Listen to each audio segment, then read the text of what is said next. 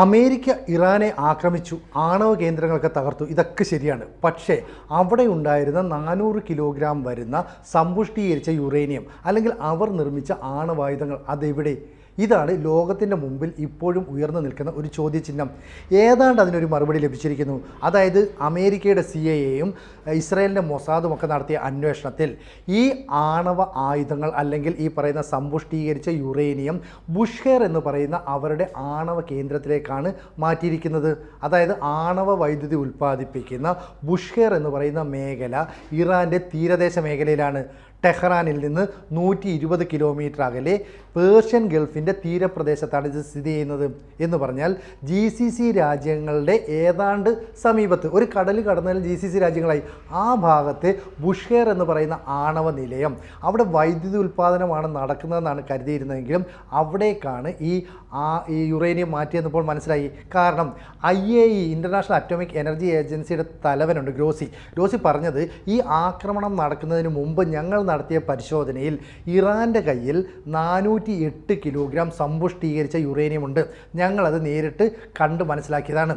പക്ഷേ ഈ യുറേനിയം ഒരു കാരണവശാലും അവർ നദാൻസിലോ ഫോർദോയിലോ ഇസ്ഫഹാനിലോ സൂക്ഷിക്കില്ല. അവിടെ നിന്ന് കൃത്യമായിട്ട് അവർ അത് മാറ്റിയിട്ടുണ്ടാകാം. കാരണം ഇതേക്കുറിച്ച് IAEA നൽകിയ നിർദ്ദേശങ്ങളെല്ലാം തന്നെ ഇറാൻ തള്ളിയിരുന്നു. അപ്പോൾ അയത്തുള്ള അലി ഖമനേയി പറഞ്ഞു, ഞങ്ങളെ ആരെങ്കിലും ആക്രമിച്ചാൽ എന്ന് പറഞ്ഞാൽ അമേരിക്ക ആക്രമണ രംഗത്തേക്ക് വന്നാൽ ശക്തമായ തിരിച്ചടി നൽകും. ഈ പറയാൻ ഉള്ള ഊർജം നൽകിയത് ഈ പറയുന്ന ബുഷ്ഹെറിലേക്ക് ഈ യുറേനിയം മാറ്റാമെന്നും അവിടെ വെച്ച് ഈ ആയുധങ്ങൾ നിർമ്മിക്കാമെന്നുമാണ്. നിലവിലുള്ള സൂചന IAEA നൽകുന്നതനുസരിച്ച് അവരുടെ കയ്യിൽ 10 ആണവായുധങ്ങളെങ്കിലും ഉണ്ടായിരിക്കണം. അത്തരത്തിലുള്ള ആണവായുധം സൂക്ഷിക്കാൻ ഏറ്റവും സൗകര്യപ്രദമായ സ്ഥലം എന്ന് പറയുന്നത് ഈ പേർഷ്യൻ ഗൾഫ് മേഖലയിലെ ബുഷ്ഹെർ ആണവ കേന്ദ്രമാണ്. അപ്പോൾ അവിടെ സൂക്ഷിച്ചാലുള്ള ഗുണം എന്താണെന്ന് വെച്ചാൽ അതിൻ്റെ മുഴുവൻ പ്രൊട്ടക്ഷൻ റഷ്യയുടെ കയ്യിലാണ്. റഷ്യയിലെ ഉദ്യോഗസ്ഥരാണ് അവിടെ മൊത്തം കാര്യങ്ങൾ നിയന്ത്രിക്കുന്നത്. കാരണം ഈ സെൻറ്റർ പ്രവർത്തിക്കാൻ വേണ്ട ഇന്ധനം എത്തിച്ചു നൽകുന്നത് റഷ്യയാണ്. അപ്പോൾ സ്വാഭാവികമായും റഷ്യ നടത്തുന്ന ഒരു കേന്ദ്രമായിട്ട് അത് മാറി. അങ്ങനെയാണെങ്കിൽ അമേരിക്ക ഇവിടെ ആക്രമണം നടത്തുന്ന സമയത്തോ അല്ലെങ്കിൽ ആക്രമണത്തിന് മുമ്പോ എങ്ങനെ ഇവിടെ നിന്ന് യുറേനിയം മാറ്റും? അതിനും കൃത്യമായ ഉത്തരം വന്നിട്ടുണ്ട്. അതായത് ടെഹ്റാനിൽ നിന്ന് ബുഷ്ഹെറിലേക്ക് എത്താനായിട്ട് നിരവധി തുരങ്കപാതകൾ നേരത്തെ തന്നെ ഇറാൻ നിർമ്മിച്ചിരുന്നു. ആ തുരങ്കപാതയിലൂടെ കൃത്യമായിട്ട് യുറേനിയം ഇവിടെ എത്തിച്ചിരിക്കാം. അപ്പോൾ മൊസാദിൻ്റെയും CIA-യുടെയും ഇപ്പോഴത്തെ ലക്ഷ്യം എങ്ങനെയെങ്കിലും ഈ പറയുന്ന ബുഷ്ഹെർ മേഖലയിലേക്ക് നുഴഞ്ഞു കയറി അവിടെ ഇരിക്കുന്ന 400 ഗ്രാം സമ്പുഷ്ടീകരിച്ച യുറേനിയം പൊക്കുക എന്നുള്ളതാണ്. വളരെ പ്രധാനപ്പെട്ട കാര്യമാണ്. നേരിട്ട് ഒരു ആക്രമണം നടത്തുക എന്ന് പറയുന്നത് വളരെ റിസ്ക്കാണ്. അത് ചെയ്യാൻ അവർക്ക് പറ്റില്ല. അതുകൊണ്ട് തന്നെ അവിടെ നിന്ന് ഈ യുറേനിയം അടിച്ചു മാറ്റുക, അല്ലെങ്കിൽ ഈ ഇറാനുമായിട്ട് ഇപ്പോഴുണ്ടാക്കിയിരിക്കുന്ന വെടിനിർത്തൽ താൽക്കാലികമാണെന്ന് ഇസ്രായേൽ കാറ്റ്സ് എന്ന് പറയുന്ന പ്രതിരോധ മന്ത്രി നേരത്തെ പറഞ്ഞതാണ്. അപ്പോൾ വീണ്ടും ഒരു യുദ്ധത്തിന് സമാനമായ സാഹചര്യമുണ്ടെങ്കിൽ ഇവരെടുത്ത് ഉപയോഗിക്കാം. 1975 ജർമ്മനിയാണ് ഇറാനുമായിട്ടൊരു കരാറുണ്ടാക്കി ഇത്തരത്തിലൊരു ആണവ കേന്ദ്രം, അതായത് ഈ ഗൾഫ് മേഖലയിലേക്ക് അല്ലെങ്കിൽ പേർഷ്യൻ ഗൾഫ് മേഖലയിൽ ഉണ്ടാക്കാനായിട്ട് തീരുമാനിക്കുന്നത്. അതിൻ്റെ നിർമ്മാണ പ്രവർത്തനങ്ങൾ തുടങ്ങി. എന്നാൽ 1979 ആയപ്പോൾ അവിടെ മതഭരണകൂടം നിലവിൽ വരികയും ഷാ ഭരണകൂടത്തെ പുറത്താക്കുകയൊക്കെ ചെയ്തു. വലിയ പ്രതിസന്ധി ഉണ്ടാക്കി. നിർമ്മാണ പ്രവർത്തനങ്ങളൊക്കെ നിലച്ചു. പിന്നീട് അത് കാലങ്ങൾ കഴിഞ്ഞു. 95 ആയപ്പോഴേക്കും വീണ്ടും ചില നിർമ്മാണ പ്രവർത്തനങ്ങളിലേക്ക് വന്നു. എന്ന് പറഞ്ഞാൽ നിരവധി ഗവേഷണ റിയാക്ടറുകൾ ഇറാനിൽ, ഇസ്രയേലിൽ, സിറിയയിൽ, അതുപോലെ തന്നെ മറ്റ് രാജ്യങ്ങളിലൊക്കെ സ്ഥാപിച്ചു. അതിൻ്റെ ഫലമായിട്ട് ഇറാഖിൽ 2 എണ്ണം, സിറിയയിൽ 1 എണ്ണം, ഇസ്രയേലിൽ 3 എണ്ണം, ഇറാനിൽ 2 എണ്ണം, അങ്ങനെയൊക്കെയാണ്. ഒടുവിൽ സക്സസ് ആയത് ഈ പറയുന്ന ബുഷ്ഹെറിലെ ആണവ കേന്ദ്രം മാത്രമാണ്. അങ്ങനെ 2007 ആയപ്പോഴേക്കും ഈ നിർമ്മാണം ഏതാണ്ട് പൂർത്തീകരിച്ച് വൈദ്യുതി ഉൽപ്പാദിപ്പിക്കാവുന്ന നിലയിലേക്കെത്തി. 2011 ആയപ്പോഴേക്കും ഇവിടെ നിന്ന് സ്റ്റേറ്റ് ഗ്രിഡിലേക്ക് വൈദ്യുതി നൽകുന്ന, അതായത് സെൻട്രൽ ഗ്രിഡിലേക്ക് വൈദ്യുതി നൽകാൻ കഴിയുന്ന ഒരു കേന്ദ്രമായിട്ട് ഇത് മാറിയിട്ടുണ്ട്. അങ്ങനെ കൃത്യമായിട്ട് വൈദ്യുതി ഉൽപ്പാദിപ്പിക്കുന്ന കേന്ദ്രമായിട്ട് മാറി. ഇവിടെയാണ് കൃത്യമായിട്ട് ബുഷ്ഹെറിലെ ആണവ നിലയത്തിലാണ് യുറേനിയം മാറ്റിയതെന്ന് പറയുന്നത്. അപ്പോൾ IAEA നൽകുന്ന സൂചന അനുസരിച്ച് അമേരിക്ക അവിടെ ആക്രമണം നടത്തിയില്ല. കാരണം ബങ്കർ ബസ്റ്റർ ഉപയോഗിച്ച് നദാൻസ്, ഫോർദോ, അതുപോലെ തന്നെ ഇസ്ഫഹാൻ എന്നീ മേഖലയിൽ ആക്രമണം നടത്തി. ഇതിൽ ഫൊർദോ ഇനി അവിടെ പ്രവർത്തിക്കാൻ കഴിയാത്ത രീതിയിൽ തകർന്നു, അതിൻ്റെ കവാടങ്ങൾ തൂണുകളെല്ലാം തകർന്നു എന്നുള്ള കാര്യം ഇറാൻ വെളിപ്പെടുത്തി, IAEA ഇപ്പോൾ ഏതാണ്ട് വെളിപ്പെടുത്തിയിട്ടുണ്ട്.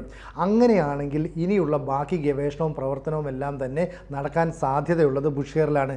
ഈ ബുഷേറിനെ ഒരു കാരണവശാലും അമേരിക്ക ആക്രമിക്കില്ല. കാരണം മുമ്പ് ഇസ്രായേൽ പറയുന്നു ഞങ്ങൾ ബുഷേറിനെ ആക്രമിച്ചു എന്ന്.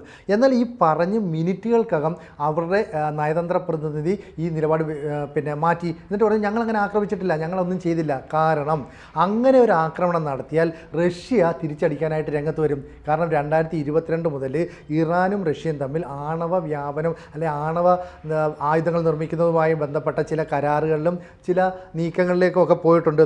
അതുകൊണ്ട് തന്നെ റഷ്യൻ സ്റ്റേറ്റ് അറ്റോമിക് എനർജി കോർപ്പറേഷനാണ് ഈ ബുഷേറിൻ്റെ ബാക്കിയുള്ള പ്രവർത്തനങ്ങളെല്ലാം തന്നെ നിയന്ത്രിക്കുന്നത്. അതുകൊണ്ടാണ് 200ഓളം റഷ്യൻ ഉദ്യോഗസ്ഥർ അവിടെ പണിയെടുക്കുന്നു. നിരവധി സോൾജിയേഴ്സ് അതിനെ കവർ ചെയ്ത് അതിനെ പ്രൊട്ടക്റ്റ് ചെയ്യാൻ നിൽക്കുന്നു. ഏതെങ്കിലും കാരണവശാൽ നദാനെയും ഫോർദോയും ഒക്കെ ആക്രമിച്ച കൂട്ടത്തിൽ ഈ ബുഷേറിനെ അറ്റാക്ക് ചെയ്തെങ്കിൽ റഷ്യ തിരിച്ചടിച്ചേനെ. മാത്രമല്ല ഇതിൻ്റെ അനന്തരഫലം എന്ന് പറയുന്നത് ഗൾഫ് മേഖലയിലേക്കുണ്ടാകും. അവിടുത്തെ പരിസ്ഥിതി മലിനമാകും, അവിടുത്തെ കുടിവെള്ള സ്രോതസ് ഇല്ലാതെയാകും. ഒന്നാമത് ഉപ്പുവെള്ളം വറ്റിച്ചാണ് അവർ ശുദ്ധജലമൊക്കെ നിർമ്മിക്കുന്നത്. ആ മേഖലയിലെ വെള്ളം പൂർണ്ണമായിട്ടും മലിനമാകും. മാത്രമല്ല മത്സ്യങ്ങൾ ഉൾപ്പെടെയുള്ള കടൽ സമ്പത്ത് നശിക്കും. അപ്പോൾ ഏതെങ്കിലും തരത്തിലൊരു ആക്രമണം ഉണ്ടായാൽ ആണവ ചോർച്ച ഉണ്ടാകാൻ സാധ്യതയുണ്ട്. അങ്ങനെയാണെങ്കിൽ USSRൽ മുമ്പ് ഒരു ആണവ ചോർച്ച ഉണ്ടായിരുന്നു, ചെർണോബിലും. ഈ ചെർണോബിലുണ്ടായ ഒരു സംഭവത്തെ തുടർന്ന് ഏതാണ്ട് ആയിരക്കണക്കിന് ആളുകളാണ് 1986 കൊല്ലപ്പെട്ടത്. ലക്ഷക്കണക്കിന് ആളുകൾക്ക് ആരോഗ്യ പ്രശ്നങ്ങളുണ്ടായി. വിശാലമായ ഒരു ഭൂപ്രദേശം മുഴുവൻ ജനവാസ യോഗ്യമല്ലാതെയായി മാറി. അപ്പോൾ അത്തരത്തിലുള്ള പ്രത്യാഘാതങ്ങൾ UAE, Saudi Arabia, Qatar, Kuwait തുടങ്ങി ബഹ്റൈൻ ഉൾപ്പെടെയുള്ള രാജ്യങ്ങൾക്കൊക്കെ ഉണ്ടാകും. അതുകൊണ്ട് അവർ കൃത്യമായി അമേരിക്കയോട് പറഞ്ഞിരുന്നു ഒരു കാരണവശാലും ബുഷേർ മേഖലയിലേക്ക് ആക്രമണം നടത്തരുതെന്ന്. ഇത് കൃത്യമായിട്ട് അറിയാവുന്ന വ്യക്തിയാണ് അയത്തുള്ള അലി ഖമനേയി എന്ന് പറയുന്ന മത നേതാവ് അല്ലെങ്കിൽ ഇറാൻ്റെ മത ആചാര്യൻ. അതുകൊണ്ട് അയാളുടെ കൂടെ തന്ത്രമായിരുന്നു ബുഷേറിലേക്ക് നമുക്ക് സമ്പുഷ്ടീകരിച്ച യുറേനിയം മാറ്റാം. അപ്പോൾ അവർക്ക് ഇപ്പോൾ ഈ വൈദ്യുതി ഉൽപ്പാദിപ്പിക്കാനായിട്ട് ഇത് വേണം, ആരോഗ്യ മേഖലയ്ക്ക് ഇത് വേണം, അങ്ങനെയുള്ള കാര്യങ്ങൾക്ക് വേണ്ടിയിട്ടായിരിക്കാം ഒരു പക്ഷേ ഈ ആണവ ആയുധങ്ങൾ നിർമ്മിക്കേണ്ട യുറേനിയം ഇവിടെ സംഭരിച്ചു വച്ചിരിക്കുന്നത്. ഈ നിലപാടാണ് ഇവർ സ്വീകരിച്ചിരിക്കുന്നത്. ഇത്തരം നിലപാട് തന്നെ ഇറാൻ ഉയർത്തിപ്പിടിക്കുകയും അവർ ആണവായുധങ്ങൾ നിർമ്മിക്കുകയും ചെയ്താൽ വലിയ പ്രത്യാഘാതമുണ്ടാകും. ഇപ്പോൾ ഈ ആണവ ചോർച്ചയുണ്ടായാൽ ആരോഗ്യ മേഖലയ്ക്ക്, പാരിസ്ഥിതിക മേഖലയ്ക്കൊക്കെ വലിയ പ്രതിസന്ധി ഉണ്ടാകും. ഗൾഫ് മേഖലയിലെ രാജ്യങ്ങൾക്ക് വലിയ പ്രശ്നങ്ങളുണ്ടാകും. അതുതന്നെയാണ് ഇറാൻ്റെ ഏറ്റവും വലിയ പിടിവള്ളി. ഈ ബുഷേറിൽ ഇരുന്നുകൊണ്ട് നമ്മൾ ആണവായുധങ്ങൾ നിർമ്മിച്ചാലോ നമ്മൾ യുറേനിയം സമ്പുഷ്ടീകരണ നടപടികളുമായി മുന്നോട്ട് പോയാലോ അമേരിക്കയോ ഇസ്രയേലോ നമ്മളെ ആക്രമിക്കാൻ വരില്ല. അങ്ങനെ ആക്രമിക്കാൻ വന്നാൽ ഗൾഫ് രാജ്യങ്ങൾ തന്നെ അതിനെ തടയാൻ വരും. മാത്രമല്ല അമേരിക്കയും റഷ്യയും തമ്മിലുള്ള നേരിട്ടുള്ള ഒരു ഏറ്റുമുട്ടലിലേക്ക് അങ്ങോട്ട് ഈ സംഭവവികാസങ്ങൾ വരികയും ചെയ്യും. അതുകൊണ്ടാണ് നിലവിൽ ഇറാൻ സംഘർഷങ്ങൾ ഒഴിവാക്കാൻ വേണ്ടിയിട്ടുള്ള ശ്രമങ്ങൾ നടത്തുകയാണ്. അപ്പം നമ്മൾ പ്രകോപനം ഉണ്ടാക്കരുതെന്ന് അമേരിക്കയും നിലപാട് സ്വീകരിക്കുന്നു. ഗൾഫ് മേഖലയുടെ ശാശ്വതമായ പരിഹാരത്തിനും ഇതാണ് അവസ്ഥ.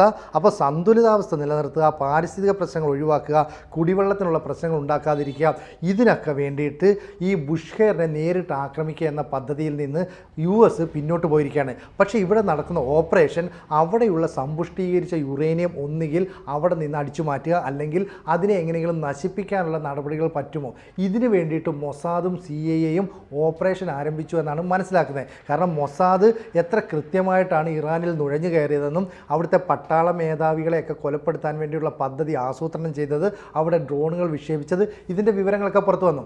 അങ്ങനെയുള്ളൊരു മൊസാദ് ഒരു പക്ഷേ ബുഷേറിൻ്റെ കാര്യത്തിൽ എന്തെങ്കിലും വിട്ടുവീഴ്ച ചെയ്യുമെന്ന് നമുക്ക് പ്രതീക്ഷിക്കാൻ പറ്റില്ല. പക്ഷേ ഇപ്പോഴും അമേരിക്കയെ അല്ലെങ്കിൽ ഇസ്രയേലിനെ ആശങ്കപ്പെടുത്തുന്ന ഒരു കാര്യം ബുഷേറിലാണ് ഇവിടെ നിന്ന് കാണാതെ പോയ 408 കിലോഗ്രാം സമ്പുഷ്ടീകരിച്ച യുറേനിയം സൂക്ഷിച്ചിരിക്കുന്നത്. അപ്പോൾ ടെഹ്റാനിൽ നിന്ന് ബുഷേറിലേക്ക് തുരങ്കപാതകളുള്ള ഒരു സാഹചര്യത്തിൽ ഈ തുരങ്കപാതയെ അതിജീവിച്ച് ഇവർക്ക് മുന്നോട്ട് പോകാൻ കഴിയുമോ, അല്ലെങ്കിൽ ആ ഭാഗത്തേക്ക് വന്നുകൊണ്ട് ഒരു ആക്രമണം നടത്താൻ കഴിയുമോ എന്നുള്ളതാണ് മൊസാദ് അതുപോലെ CIA ഒക്കെ ചിന്തിക്കുന്നത്. എന്തായാലും അയത്തുള്ള അലി ഖമനയുടെ ഇറാൻ കൃത്യമായൊരു ഓപ്പറേഷൻ നടത്തി ആണവായുധങ്ങളോ അല്ലെങ്കിൽ സമ്പുഷ്ടീകരിച്ച യുറേനിയമോ മാറ്റിവെച്ചിട്ടുണ്ട്. ഇത് തിരിച്ചെടുക്കാൻ ഈ മൊസാദിനോ CIA-ക്കോ കഴിയുമോ എന്നുള്ളതാണ് ഇപ്പോൾ ഉറ്റുനോക്കുന്നത്. അവർ തന്നെ വ്യക്തമാക്കിയിട്ടുണ്ട് ഇത്തരത്തിലുള്ള സമ്പുഷ്ടീകരിച്ച യുറേനിയം ഇപ്പോഴും ഇറാൻ്റെ കയ്യിലുണ്ട്. അതുകൊണ്ടാണ് ആയത്തുള്ള അലി ഖമനേയി പറഞ്ഞത് ഞങ്ങളുടെ ആണവ ഗവേഷണ പരിപാടികൾ അവസാനിപ്പിക്കില്ല, ഞങ്ങൾ അത് നിർബാധം മുന്നോട്ട് കൊണ്ടുപോകും. ആരെങ്കിലും വീണ്ടും പ്രകോപനവുമായിട്ട് വന്നാൽ ശക്തമായ തിരിച്ചടി നൽകുമെന്ന് ഇറാൻ വീണ്ടും നിലപാടെടുത്തിരിക്കുകയാണ്. കൂടുതൽ വാർത്തകളും വിശേഷങ്ങളും നിങ്ങളിലേക്ക് എത്താൻ ABC മലയാളം സബ്സ്ക്രൈബ് ചെയ്യുക, ബെൽബട്ടനും അമർത്തുക.